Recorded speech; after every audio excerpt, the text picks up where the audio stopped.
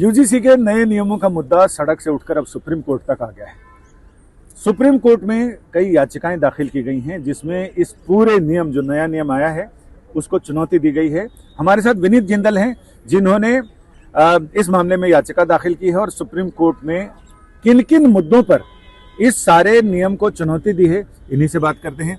विनीत जी, आपने अपनी याचिका में कौन कौन से मुद्दे उठाए हैं?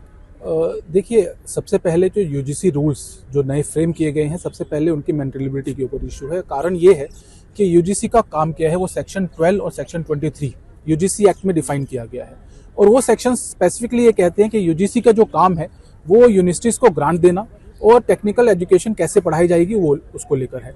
रूल्स स्टूडेंट्स को लेकर बनाने का काम कहीं भी पावर डेलीगेशन यूजीसी के पास नहीं है, लेकिन उसके बावजूद जो यूजीसी के कहें कि हम उनके कंट्रोल में नहीं है या उनको ऐसा कोई राइट नहीं है, उसके बाद भी यूजीसी ने ये रूल्स बनाए। तो सबसे पहले यूजीसी के जो रूल्स हैं उनकी पूरी मेंटेनेबिलिटी के ऊपर ही बहुत बड़ा सवाल है। दूसरी बात, जो रूल्स बनाए गए हैं उसमें सेक्शन 3C की बात की गई है। सेक्शन 3C में कास्ट बायसनेस की बात की गई, उसमें कुछ पर्टिकुलर कास्ट की बात वहाँ पे लिखी गई है। वहाँ पे एक पर्टिकुलर सेक्शन को छोड़ दिया गया जो कि जनरल कैटेगरी जिसको हम लोग कहते हैं। जब आपने 3B और 3E के अंदर सभी लोगों की बात कर दी, सभी स्टेक होल्डर्स की बात कर दी, तो सेक्शन 3C में पर्टिकुलर कम्युनिटीज़ की, SC ST या OBC की बात करने की जरूरत नहीं थी। हमने मांग की है कि या तो उस पर्टिकुलर क्लॉज को अमेंड किया जाए और वहाँ पे जनरल कास्ट को इंक्लूड किया जाए, नहीं तो उसको पूरा तरह हटाने पर भी कोई फर्क नहीं पड़ेगा। साथ साथ एक जो प्रोविज़न दिया गया शिकायत करने का, उस शिकायत करने का अगर कोई उसमें खामी पाई जाती है, शिकायत झूठी पाई जाती है, तो उस जो शिकायत करता है उसके ऊपर क्या एक्शन होगा। जबकि पहले रूल्स में ये था कि अगर कोई शिकायत झूठी पाई जाती है तो उस पर एक्शन होगा, लेकिन अब ऐसा कुछ भी प्रावधान जो है वो नहीं रखा गया। तो कहीं ना कहीं एक फ्री हैंड दे दिया गया कुछ स्पेसिफिक कम्युनिटी के लोगों को कि अगर आप शिकायत फाइल करें, आप उसको एक्सटॉर्ट करें, आप उससे मिसयूज करें, तो उसका इम्पैक्ट जो है वो गलत हो सकता है। इन्हीं चीज़ों को लेकर ये पूरी याचिका। आप कह रहे हैं कि यूजीसी को ये अधिकार नहीं है। सुप्रीम कोर्ट ने यूजीसी को पिछली सुनवाई में कहा था कि आप इस मामले में एक मैकेनिज्म डेवलप कीजिए। जी बिल्कुल, यूजीसी को कहा था मैकेनिज्म डेवलप करने के लिए, लेकिन उसका प्रोसेस क्या होगा?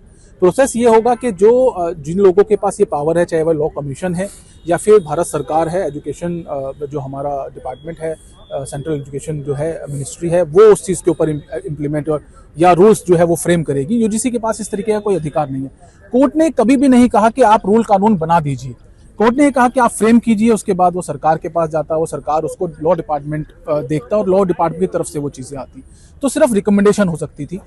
यहाँ यूजीसी ने पूरा रूल्स रेगुलेशन बना के फ्रेम करके उसको नोटिफाई करा दिया, तो कहीं ना कहीं ये पूरी तरीके से गलत है। विनीत जी, अब तक जो आपकी पहचान पूरी उसमें थी, आप चिट्ठियां लिखते थे, आप CJI को, प्रधानमंत्री को और इस पे, तो इसमें आपको एक पिटीशन फाइल करने की जरूरत क्यों लगी? इसमें क्या चिट्ठी लिखने से काम नहीं चलता? देखिए, क्योंकि ये मामला पहले से सर्वोच्च न्यायालय के अंदर है और यहाँ जो डायरेक्शन, जैसे कि आपने भी कहा कि कुछ डायरेक्शंस सर्वोच्च न्यायालय के की तरफ से आई थी, तो मुझे लगता है कि ये ज्यादा दाखिल करना जरूरी है। यस, आइए, मैंने तो पूरा रिट पिटीशन सेपरेट दाखिल किया है। उसका कारण यही है क्योंकि इस पूरे मामले के जो रूल्स जो फ्रेम किए गए हैं उसमें कमियां बहुत हैं और उन कमियों की अगर सुधार की बात करें तो कहीं ना कहीं जो, जैसे आपने भी कहा कि सर्वोच्च न्यायालय ने डायरेक्शन दिया, उसके ऊपर रूल फ्रेम किए गए, तो कहीं ना कहीं उसको ठीक करने का डायरेक्शन भी सर्वोच्च न्यायालय से अगर आएगा तो ज्यादा अप्रोप्रिएट होगा। इसीलिए याचिका जो है वो फाइल करने की जरूरत है। यानी मामला अब सुप्रीम कोर्ट में आ गया है। अब ये देखना दिलचस्प होगा कि सुप्रीम कोर्ट में इन याचिकाओं की दशा और दिशा कैसी रहती है। संजय शर्मा, दिल्ली, आज तक।